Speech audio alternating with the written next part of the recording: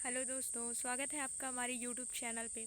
दोस्तों, आज हम यूपीएससी हिंदी लिटरेचर ऑप्शनल के पेपर सेकंड कबीर ग्रंथावली के जो पद हैं वो हमारे सिलेबस में 1 से 100 तक आरंभिक जो पद हैं वो दिए गए हैं।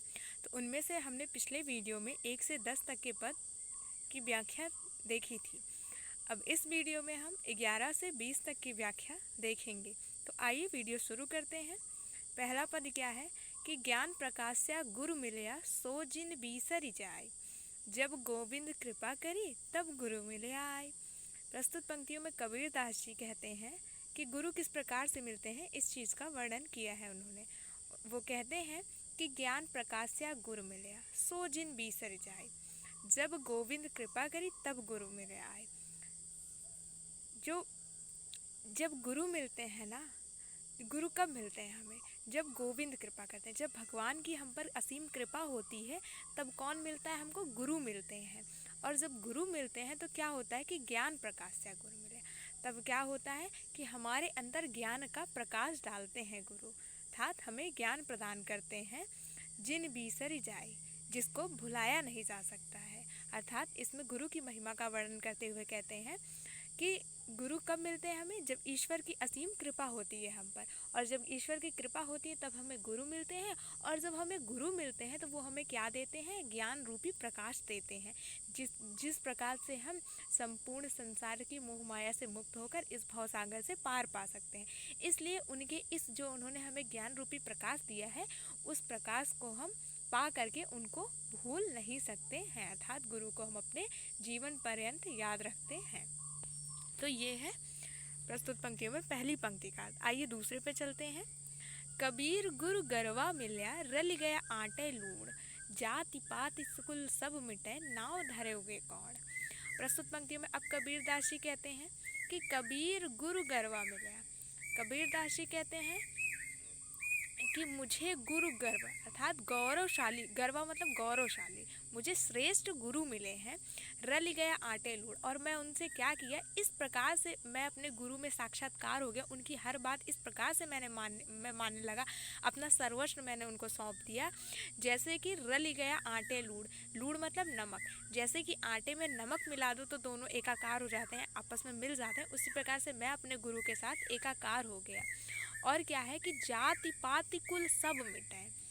और इस प्रकार से जब गुरु से मैं एकाकार हो गया, उनके उपदेश को मैं ध्यानपूर्वक सुन करके उसका अपने जीवन में वहन करने लगा, तो क्या हुआ कि मेरे मन से, मेरे हृदय से जाति पाति ये सब मिट गया। जो भेदभाव था, जो सांसारिक भेदभाव था, ये सारी जो द्वेष, अभिमान, ये सारी चीज़ें मिट गई। अब मैं ऐसे गुरु का क्या नाम रखूं जिन्होंने मुझे इस प्रकार से मेरे अंदर की महानता को जागृत किया है। तो इस पंक्ति में भी कबीरदास जी गुरु की महत्ता का वर्णन कर रहे हैं। अब आइए तीसरी पंक्ति में चलते हैं। जाका गुरु भी अंधला चेला खरा निरंध, अंधा अंधा ठेलिया दूनु कूप पड़ंत। अब कबीरदास जी इसमें ये, आप इस पंक्ति का अर्थ जो है आज प्रेजेंट टाइम में जो है, आज आप अपने आसपास ऐसे उदाहरण देख सकते हैं। आप क्या है कि जाका गुरु भी अंधला, कबीरदास जी कहते हैं कि जिसका गुरु भी अंधा है, अर्थात अंधकार रूपी ज्ञान में है, उसको पूर्ण ज्ञान नहीं है, ऐसा गुरु। और चेला खरा निरंतर, तो ऐसे गुरु का जो चेला होगा, जो शिष्य होगा, वो तो एकदम अंधकारमय होगा, एकदम खरा निरंतर, अर्थात एकदम मूर्ख व्यक्ति होगा। अंधा अंधा टेलिया, एक अंधकार से ग्रसित जो गुरु है वो अपने अंधकार से भरे शिष्य को ठेलेगा, अर्थात दोनों एक साथ आगे बढ़ेंगे अंधकार में, और क्या होगा कि दोनों कूप पड़ंत, और दोनों जाकर के कुएं में गिर जाएंगे, अर्थात इस मोह माया रूपी संसार में बार बार आएंगे, उनको मोक्ष की प्राप्ति नहीं होगी। तो इस प्रकार से इस पंक्ति का अर्थ हुआ। आपको जहाँ ना आए बीच में, आप कमेंट सेक्शन में कमेंट करके आप पूछ लीजिएगा। तो आइए नेक्स्ट पंक्ति पे चलते हैं। ना गुरु मिलया ना शिष्य भया, लालच खेलिया डाव, दोनों बूढ़े धार पे चढ़ी पाथर की नाव। अब प्रस्तुत पंक्ति में फिर से कबीरदास जी गुरु के विषय में बताते हुए कह रहे हैं कि ना गुरु मिले, गुरु की महानता का वर्णन कर रहे हैं कि जिसको गुरु नहीं मिलते हैं उसका क्या, उसकी क्या गति होती है, दुर्गति। तो कह रहे हैं ना गुरु मिले, ना तो मुझे गुरु मिले और ना शिष्य भय, और ना ही मैं एक अच्छा शिष्य बन पाया, ना ही मुझे एक सही गुरु मिल पाया और ना ही मैं एक अच्छा शिष्य बन पाया। लालच खेला डाम। क्यों मैं एक अच्छा से इससे नहीं बन पाया? क्योंकि मेरे मन में लालच भरा हुआ था, मेरे मन में अभिमान भरा हुआ था, अर्थात मैं इस मोह माया रूपी संसार में भटक रहा था। दोनों बूढ़े धार में चढ़ पाथर की नाव। कबीरदास जी कहते हैं कि इस प्रकार से दोनों बूढ़े धार में, इस प्रकार से दोनों ही इस भव सागर में क्या करेंगे? बूढ़ जाएंगे, अर्थात इस भव सागर में समा जाएंगे। चढ़ी पाथर की नाव, उसी प्रकार से जिस प्रकार से पत्थर की नाव पर अगर आप चढ़ते हैं तो पत्थर की नाव तैरेगी थोड़ी, वो तो डूब जाती है समुद्र में या पानी में। उसी प्रकार से दोनों, जो एक गुरु, जिसको गुरु नहीं मिलता है और जो ना ही एक अच्छा शिष्य बन पाता है, जिसके मन में लालच होता है, वो दोनों ही एक दिन इस भवसागर संसार में क्या करते हैं? इस माया रूपी संसार में डूब जाते हैं, अर्थात इसी में लिप्त रहते हैं और बार बार जन्म मरण उनका होता रहता है। तो इस प्रकार से ये पंक्ति समाप्त होती है। नेक्स्ट पंक्ति क्या है?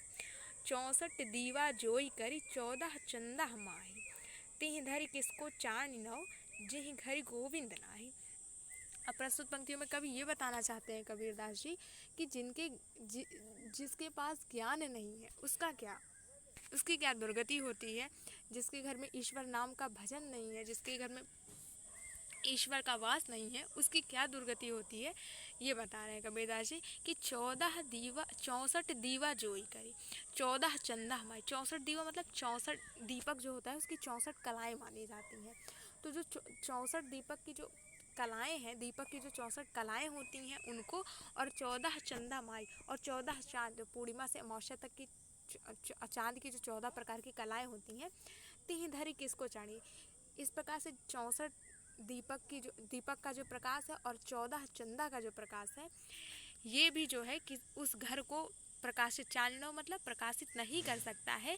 जी घर गोविंद है, जिस घर में ईश्वर का वास नहीं है, गोविंद का वास नहीं है, उस घर के अंधकार को जो है 14 चांद की कलाएं और 64 दीपक की कलाएं भी प्रकाशित नहीं कर सकती हैं। इस प्रकार से इस पंक्ति का अर्थ पूर्ण होता है। नेक्स्ट पंक्ति की ओर आते हैं। निस अंधियारी कारण 84 लख चंद, अति आतुर उदय किया तरु दृष्टि नहीं चंद। अब प्रस्तुत पंक्तियों में कबीरदास जी कहते हैं कि निस अंधियारी कारण 84 लख चंद, मतलब जिसका निस अंधियारी कारण है, निस मतलब निस अंधियारी कारण 84 लख चंद, अति आतुर उदय किया तौ दृष्टि नहीं चंद। अब इसमें कबीरदास जी कहते हैं कि जो जिसका मन जो है वो अज्ञानता से भरा हुआ है, जिसको ज्ञान नहीं मिला है, उसको 84 लाख चांद भी जो है उसके मन के अंधकार को नहीं मिटा सकते हैं। अति आतुर उदय किया,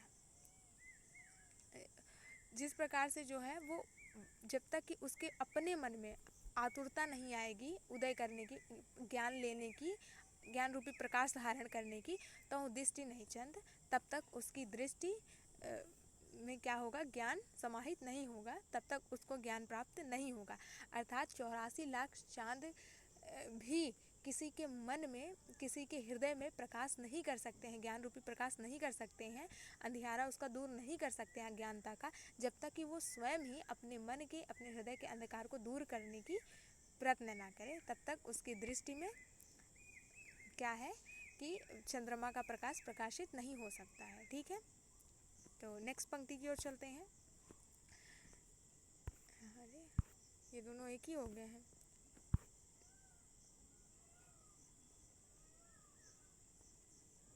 हाँ, तो ये है निस अंधियारी कारण 84 लख चंद, दीपक दृष्टि पतंग ज्यों पड़ता पूरी झाड़ी। प्रस्तुत पंक्तियों में कबीरदास, ये थोड़ा उल्टा हो गया है, इसको हम नेक्स्ट पंक्ति में देख लेंगे। ये नीचे का कुछ अलग है, ऊपर का कुछ अलग है, तो एक बार देख लेते हैं इसको क्या है ऊपर का। कि एक सेकंड दोस्तों, हाँ, भली भई जो गुर मिलया नहीं तर होती हाड़ी। कबीरदास जी कहते हैं कि भला हुआ कि जो मुझे गुरु मिल गए, नहीं तो मेरी बड़ी हानि हो जाती है, अर्थात मुझे तो कभी अंधकार से मुक्ति ही नहीं मिलती, मेरे अंदर कभी प्रकाश विराजमान ही नहीं होता। जिस प्रकार से दीपक दृष्टि पतंग ज्यों पड़ता पूरी झाड़ी, जिस प्रकार से जो है जो धूल से सना हुआ कपड़ा होता है, जिस प्रकार से धूल से जो सना हुआ कपड़ा होता है उस पर रंग नहीं चढ़ता है, उसी प्रकार से कबीरदास जी कह रहे हैं कि बिना गुरु के जो है ज्ञान रूपी प्रकाश नहीं मिलता है। ठीक है दोस्तों, तो नेक्स्ट पंक्ति की ओर आते हैं। हाँ, माया दीपक नर पतंग भ्रमि भ्रमि इवै पड़ंत, कहाई कबीर गुरु ज्ञान थे एक आध उबरंत।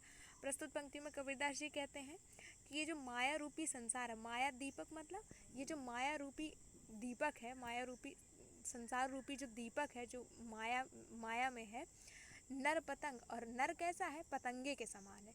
जैसे कि एक कीड़ा होता है, देखिए रात में जो है बरसात के समय में रात में जो कीड़ा होता है, जैसे ही बिजली की बल्ब जलती है या फिर दीपक जलता है तो क्या होगा कि जो एक पतंगा होता है, कीड़ा होता है एक प्रकार का, वो बार बार उसी दीपक के चारों ओर जो है घूमता रहता है और अंततः क्या होता है, घूम घूम कर वो वहीं पे मृत्यु को प्राप्त हो जाता है, अर्थात अपने प्राण त्याग देता है। तो वही कबीरदास जी कह रहे हैं कि दीपक को पता होता है कि उसकी मृत्यु निश्चित है, फिर भी वो जो दीपक के प्रकाश है, जो दीपक का, उसी के चारों ओर भटकता है। उसी प्रकार से मनुष्य को तय है मरना, एक दिन मृत्यु आनी ही आनी है। मनुष्य को पता है कि ये संसार मिथ्या है, यहाँ हर चीज़ नश्वर है, फिर भी मनुष्य इस माया रूपी संसार में एक पतंगे के समान इसकी मोह माया में, इसके जो जैसे कि जो चीज़ें हैं सुख सुविधाओं की, उनके पीछे क्या करता है मनुष्य, पूरी ज़िंदगी जो है भटकता रहता है, उनको ही कमाने में लगा रहता है, उसके लिए वो लाख बुराइयां करता है, बहुत सारे लोगों का हृदय दुखी करता है। ठीक है, तो क्या करें, कहाँ कबीर गुरु ज्ञान था एक आध उबरंत। कबीरदास जी कहते हैं कि और इस प्रकार से इस मोह माया रूपी संसार से जो है हमें तभी मुक्ति मिल सकती है जब गुरु के ज्ञान के हम आश्रय हो जाएंगे, अर्थात जब हमें गुरु मिलेंगे और जब वो हमें ज्ञान देंगे तभी हम इस मोह माया रूपी संसार से, एकमात्र वही उपाय है, एक आध उबरंत, एक वही रास्ता है जिससे कि हम इस संसार से उबर सकते हैं, अन्यथा हम इस माया रूपी संसार के दीपक में जो है बार बार आ करके पतंगे के समान भटकते रहेंगे और मृत्यु को प्राप्त होते रहेंगे। तो इस पंक्ति का अर्थ आपको आई होप समझ में आया होगा। नेक्स्ट चलते हैं। सतगुरु बपुरा क्या करें जे सिसही माहे चूक, भावे ब्यू प्रबोध ले ज्यों वंशी बजाई फूंक। अब इसमें कबीरदास जी कहते हैं कि सतगुरु बपुरा क्या करे, बपुरा मतलब बेचारा, सतगुरु बेचारा क्या करे, जे सिसही माहे चूक, जब शिष्य में ही कोई चूक है, अर्थात अगर कोई, जैसे कोई बच्चा है, उसको आप लाख बताएंगे कि बेटा झूठ बोलना बुरी बात है, चोरी करना गलत बात है, लेकिन जब वो आपकी बात मानने को तैयार ही नहीं, आप 1000 बार उसको बताएंगे और तब भी वो चोरी करेगा ही करेगा, तो आपके ज्ञान का कोई वो नहीं होता है। या फिर जैसे कि आप किसी को बता कुछ और रहे हैं, वो अपने में अर्थ उसका कुछ और ले रहा है, तो वही कबीरदास जी कह रहे हैं कि गुरु भी क्या करे, सतगुरु बेचारा क्या करे, जब उसके उपदेश का शिष्य ही गलत अर्थ निकाल रहा है, जब शिष्य में ही कोई चूक है, जब शिष्य ही उसको समझने में असमर्थ है, उसके ज्ञान को लेने में, तो सतगुरु क्या कर सकता है। भावे ब्यो प्रबोध ले ज्यों बंसी बजाए फूंक, जिस प्रकार से जो बंसी होती है उसमें अलग अलग फूंक मारने से अलग अलग ध्वनि निकलती है, उसी प्रकार से कबीरदास जी कह रहे हैं कि जो शिष्य होते हैं वो अगर गुरु के उपदेश को, जिस प्रकार से गुरु ज्ञान दे रहे हैं, अगर उनकी बात को वो तथाकथित ही मान ले तो उसका उद्धार हो सकता है, परंतु यदि वह उनके अर्थ का अनर्थ निकाल करके उसको साक्ष्य धारण करे तो वो शिष्य जो है कभी भी इस मोह माया रूपी संसार से मुक्ति प्राप्त नहीं कर सकता है। तो आई होप आपको ये समझ में आया होगा। 11 से 20 तक की पंक्तियाँ हमने कंप्लीट कर ली इस वीडियो में। नेक्स्ट वीडियो में हम इसके आगे कंटिन्यू करेंगे। अगर आपको वीडियो पसंद आई हो तो प्लीज़ वीडियो को लाइक करिएगा और चैनल को सब्सक्राइब कर लीजिएगा और बेल आइकन प्रेस कर लीजिएगा ताकि आपको वीडियो की नोटिफिकेशन मिल जाए। जय हिंद दोस्तों।